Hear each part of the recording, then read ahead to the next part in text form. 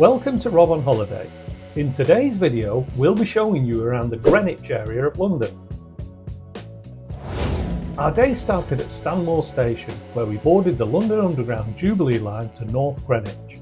This journey takes about 45 to 50 minutes.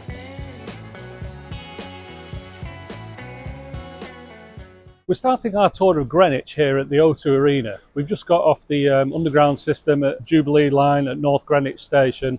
And luckily there's a big cover here because it's absolutely tipping it down. But you can just see behind me here the O2 Arena.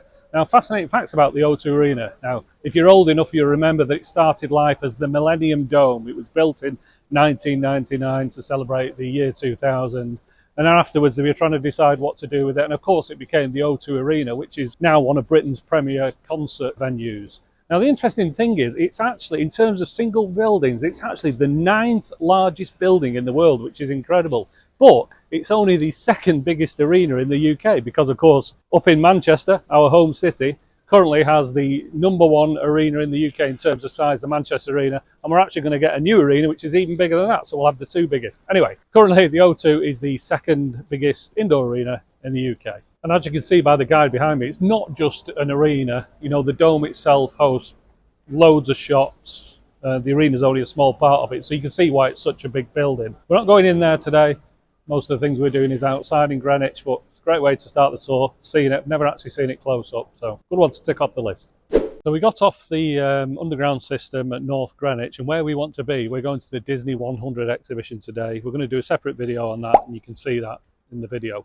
But now we're going to get on the IFS Cloud cable car system, which is the only urban cable car system in the UK. And it runs from here, the Greenwich Peninsula, it runs across the river to the XL Centre where we're going. It's £6 for a one-way trip, which is what we're doing. Or if you want to go there and back return trip, it's £12. But looking at it, it looks very similar to Disney's Skyliner, which is quite appropriate for us today. So I don't know what views we're going to get because it's pretty cloudy, but let's get on the cable car system. Okay, we're on the cable car system now, and it was a nice surprise because we're going to an event at the XL Centre. We show our tickets and it's actually half price, so £3 for one way, pretty good value. Looking forward to the trip now and the views, although not sure about the views in this weather, but let's see.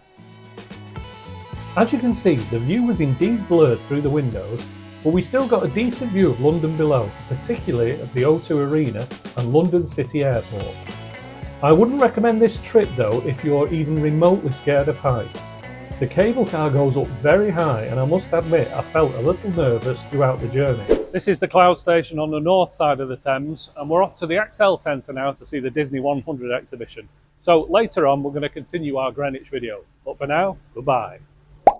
Okay, that's our visit to D100 at the XL Centre complete. We're going to pick up the journey where we left off at the IFS Cloud cable car station, and we're going to go on the Docklands Light Railway now, so we're heading up to the Royal Victoria Station. Let's go. The Docklands Light Railway works just like the London Underground. There are machines to tap in and tap out with your contactless card or device to pay for a single journey. We wanted to travel from Royal Victoria to Island Gardens, which, if you look at the London Underground map, is on the same line. However, some trains clearly don't travel all the way, as we had to switch trains at Canary Wharf.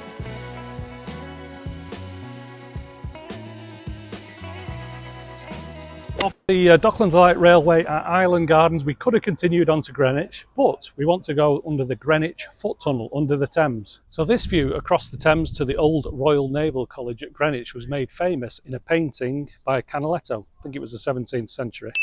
But anyway, it's great to admire the views across the water. As you can see the Old Naval College, and then beyond it, the Royal Observatory in Greenwich Park on the hill there. Now we're actually going to walk under the Greenwich Foot Tunnel in a minute.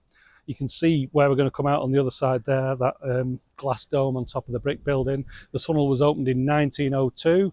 It's 80 odd steps down on this side, 100 steps up on the other side, and there's a 370 metre tunnel that goes under the Thames that we're going to walk through in a minute.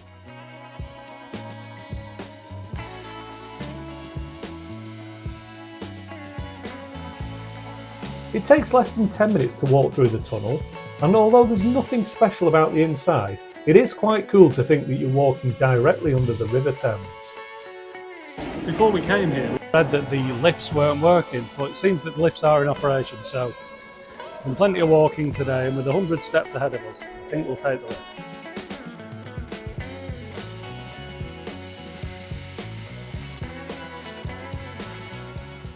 The first sight when stepping foot outside the tunnel is the Cutty Sark, which has been on display here in London for a long time. It's one of the last tea clippers that was built to make the run from Asia back to England, carrying all that tea for hundreds of years. And it's quite an impressive sight.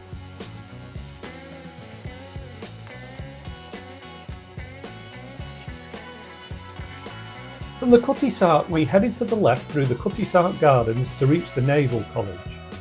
On the way, we found a statue of English explorer Sir Walter Raleigh.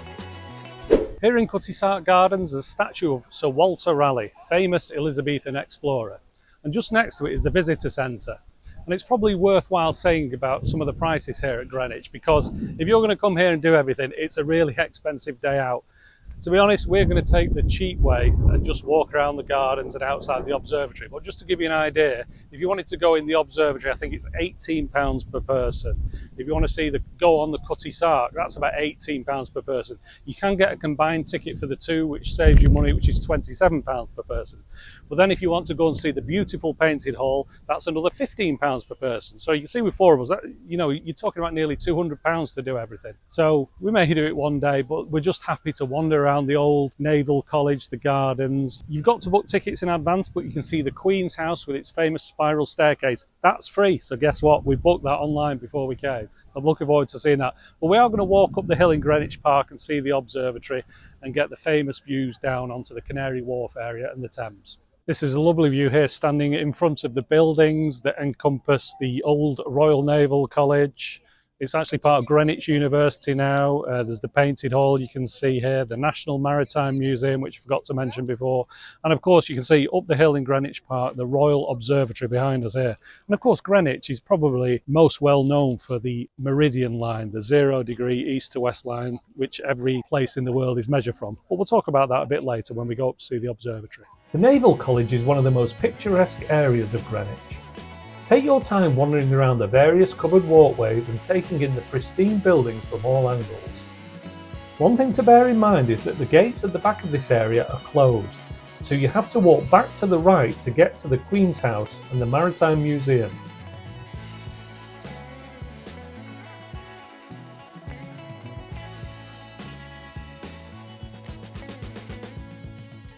I mean, the whole of the site here is so big that even though I'm here, I'm getting mixed up with the buildings. I thought the National Maritime Museum was down here, but as you can see, it's actually the building here.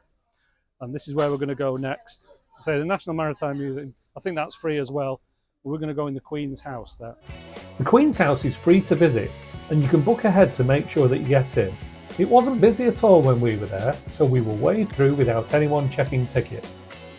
The Queen's House is a former royal residence that now acts as a museum, but the main thing that we came to see was the famous tulip staircase.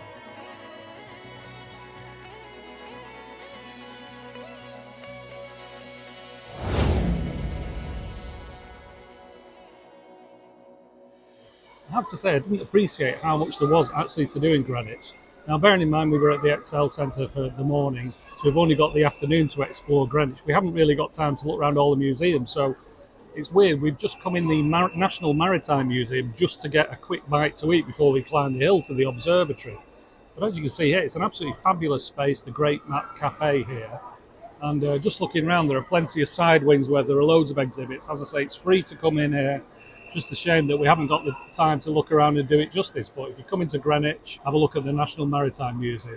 Just walked up King William Walk from the National Maritime Museum. We're going to go through the gates into Greenwich Park and look at the observatory. Greenwich Park is one of London's 8 royal parks, comprising 184 acres of green space in the middle of the city. The most famous site here is the observatory, where you'll find the Greenwich Meridian line and some great views over London. From the bottom of the park, the climb to the observatory is steep but short, and there is room to lean against the railing to take a break halfway up if needed. Just climbed the hill in Greenwich Park up to the observatory. It's worth pointing out some of the original British standard measurements. So these were originally mounted outside the park where people could come and accurately get measurements. So 2 feet, 1 foot 3 inches. And of course, it's now mounted inside the wall outside the observatory. Now, the thing about the observatory is, of course, this marks the Greenwich meridian, which is the 0 east-west line where all places on the Earth's surface are measured. And of course, it is an arbitrary measurement, so it could have been anywhere, but because of the amount of British explorers who had a lot of maps, there were several competing lines, like there's one in France and others, but they decided at a conference in the late 1800s that the 0 line running through Greenwich, this is where all east-west measurements would be made from. Now, as I've mentioned, you have to pay money to go in each of the different museums here at Greenwich. This is the Royal Observatory. You have to pay to get on the other side, and you can see lots of people standing around taking photos there. That is the official 0 degrees meridian line there. Lots of people taking pictures of it either side of it. But as I said, it runs all the way through the Earth. So you could be in Yorkshire or North London, South London, somewhere of us, anywhere really. But of course, people like to come here. And if you visit the observatory, it's definitely worth getting a photograph from there. I'm happy to just look through the fence, because I'm a cheapskate. This is the view I wanted to get of Greenwich, just a short walk through Greenwich Park, up past the observatory, and you're looking down over Canary Wharf and the Thames. You can even see the Shard and St Paul's Cathedral in the background. It's a great view. I'm really glad that the rain from this morning cleared up, because it would have been disappointing to get all the way here, having looked forward to it. It'd be all misty, but it's dark in the background. It is a spectacular view from here. So if you're in London, come to the Greenwich area, go through the park, get this view from the top of the observatory. It's well worth it. We took a slightly longer route back down through Greenwich Park and enjoyed seeing the local squirrels and parakeets on the way. To get back to the Docklands railway station, we walked past Greenwich Market, which dates back to the 1700s. We only had a few hours in Greenwich, but as you can see, you could easily spend at least a day there, visiting the various museums and taking in the viewpoints from the top of the park. Thanks for watching Rob on Holiday. If you've enjoyed the video, subscribe, it really helps the channel. And keep an eye on the channel for more great videos.